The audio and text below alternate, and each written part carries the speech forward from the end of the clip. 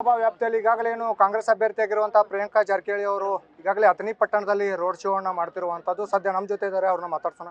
Madam, ಯಾವ ರೀತಿ ನಡೀತಾ ಇದೆ ಅಂತ ಪ್ರಚಾರ? ಇವತ್ತು ಕೊನೆ ದಿನ ಇರೋದರಿಂದ ಬಹಿರಂಗ ಪ್ರಚಾರದ ಇವತ್ತು ನಾವು ಹಿರಿಯ ಶಾಸಕರಾದ ಶ್ರೀ ಲಕ್ಷ್ಮಣ್ ಸವದಿ ಸರ್ ಅವರ ಕ್ಷೇತ್ರ, ಇವತ್ತು ಅವ್ರ ಕ್ಷೇತ್ರದಲ್ಲಿ ನಾವು ಪ್ರಚಾರ ರೋಡ್ ಶೋ ಅನ್ನು ಹಮ್ಮಿಕೊಳ್ಳಲಾಗಿತ್ತು. ಆದರೂ ಬಹಳ ಹೆಚ್ಚಿನ ಸಂಖ್ಯೆಯಲ್ಲಿ ಕಾರ್ಯಕರ್ತರು ಇಷ್ಟು ಸುಡು ಬಿಸಿಲಿನಲ್ಲಿ ಕೂಡ ಸಾಕಷ್ಟು ಉತ್ಸಾಹದಿಂದ ಇವತ್ತು ರೋಡ್ ಶೋ ಸಕ್ಸಸ್ಫುಲ್ ಆಯಿತು.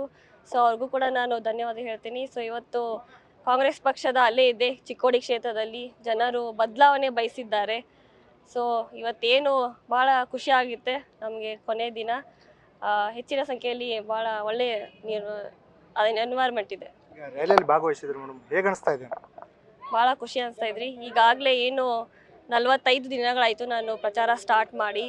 ಸೊ ಒಳ್ಳೆಯ ಒಂದು ಲರ್ನಿಂಗ್ ಎಕ್ಸ್ಪೀರಿಯನ್ಸ್ ಇತ್ತಿದ್ದು. ಸಾಕಷ್ಟು ಜನರ ಕಾಂಗ್ರೆಸ್ ಬೆಂಬಲ ಅಭಿವ್ಯಕ್ತಪಡಿಸ್ತಾ ಇದ್ದಾರೆ. ಸೊ ಈ ಕಡೆ ಏನು ತಮ್ಮ ಕ್ಷೇತ್ರದಲ್ಲಿ ಏನು ಸಂಸದರಿದ್ರು, BJP ಸಂಸದರು, ಕೆಲಸಗಳಾಗಿಲ್ಲ.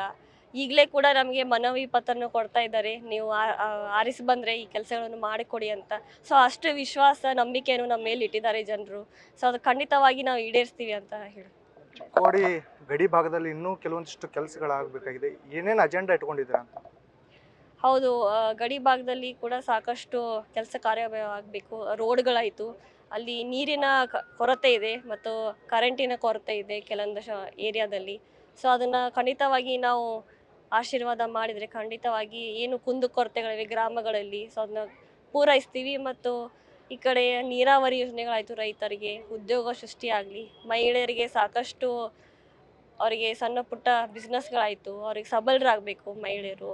ಅದನ್ನೆಲ್ಲ ನಾವು ಇಟ್ಟುಕೊಂಡು ಪ್ಲ್ಯಾನ್ಸ್ ಇವೆ, ಅದನ್ನು ಖಂಡಿತ ಮಾಡ್ತೀವಿ.